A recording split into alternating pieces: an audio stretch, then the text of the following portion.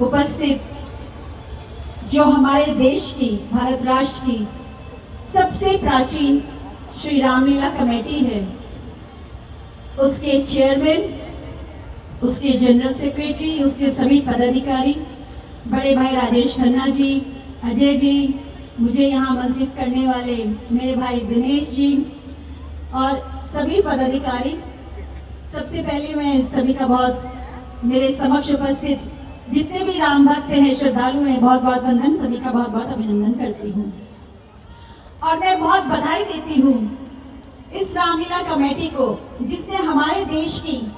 सभ्यता को जिंदा रखा हुआ है। जो हमारी संस्कृति है, हमारा इतिहास है, उसको पीढ़ी दर पीढ़ी, एक पीढ़ी से दूसरी पीढ़ी तक प्रभु श्री राम जी को आदर्श के रूप में उनकी रामलीला के माध्यम से उनके चरित्र को दिखाते हुए हम बच्चों में, हम सभी बड़ों में और हमारी अगली पीढ़ी में भरते जा रहे हैं। उन्हीं का ही ये प्रयास रहा है कि जो भारत में अच्छाई, नेकी, ईमानदारी जिंदा है और हम जब अपने चरित्र का निर्माण करते हैं हमारे प्रभु श्री राम जी के आदर्श को देखते हुए, तब हम राष्ट्रहित में भी अपनी भागीदारी निभाते हैं। और मैं ज्यादा समय नहीं लूंगी क्योंकि हम सभी यहाँ पर लीला देखने के लिए आए हैं, तो एक बात कहना चाहूंगी जिसमें एक बहुत छोटा सा प्रसंग है प्रभु श्री राम जी का। हमारी जो रामायण है उसमें जो विलन जिसे हम कहते हैं रावण, वो भी इतने अद्भुत चरित्र वाले थे कि जब उन्होंने परेशान होकर मंदोदरी के पास गए और ये कहा कि मैं बेहद परेशान हूँ क्योंकि सीता तो मेरी तरफ देखती ही नहीं, तो ऐसे में माता मंदोदरी ने कहा, क्योंकि पतिव्रता नारी है वो, उन्होंने तब ये कहा था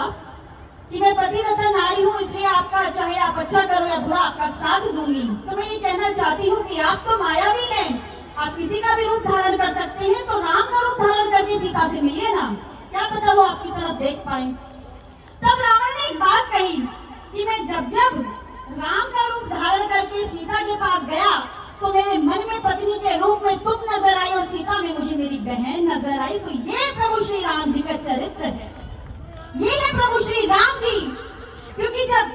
प्रभु श्री राम जी के आशीर्वाद से अंगद को लंका भेजा गया और अंगद ने रावण के सामने ये कहा कि श्री राम जी से आप माफी मांग लीजिए, माता सीता को लौटा दीजिए, उनका इतना विशाल हृदय है कि आपको माफ कर देंगे। तब रावण ने अपने अहंकार में आते हुए ये कहा कि अरे मूर्ख, मुझसा पंडित मुझसा योगा और न कोई दूजा है, अपने शीश को काट काट मैंने शंकर को पूजा है, तो मैं भला श्री राम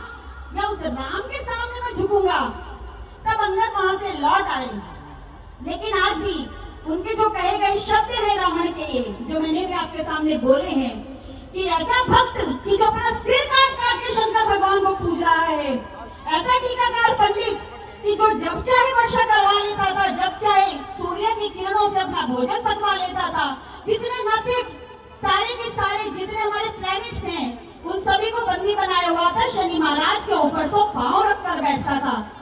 तो ऐसा व्यक्ति जो ये कहता है मुझसा पंडित मुझसा जोधा और ना कोई दूजा है, अपनी शीश को काट काट मेरे शंकर को पूजा है, तो फिर ऐसा क्या था कि जो एक राम से प्रभु श्री राम बने, मर्यादा पुरुषोत्तम श्री राम बने, वो था उनका चरित्र। और इस रामलीला में वही दिखाया जाता है कि जो सबसे उत्तम है वो है हमारा चरित्र। तो एक बार फिर से बधाई देती हूँ इस दिल्ली की, इस देश की प्राचीन रामलीला कमेटी को, जिनके माध्यम से हम सभी को सीखने को मिल रहा है पीढ़ी दर पीढ़ी कि हमें चरित्र निर्माण कैसा करना चाहिए।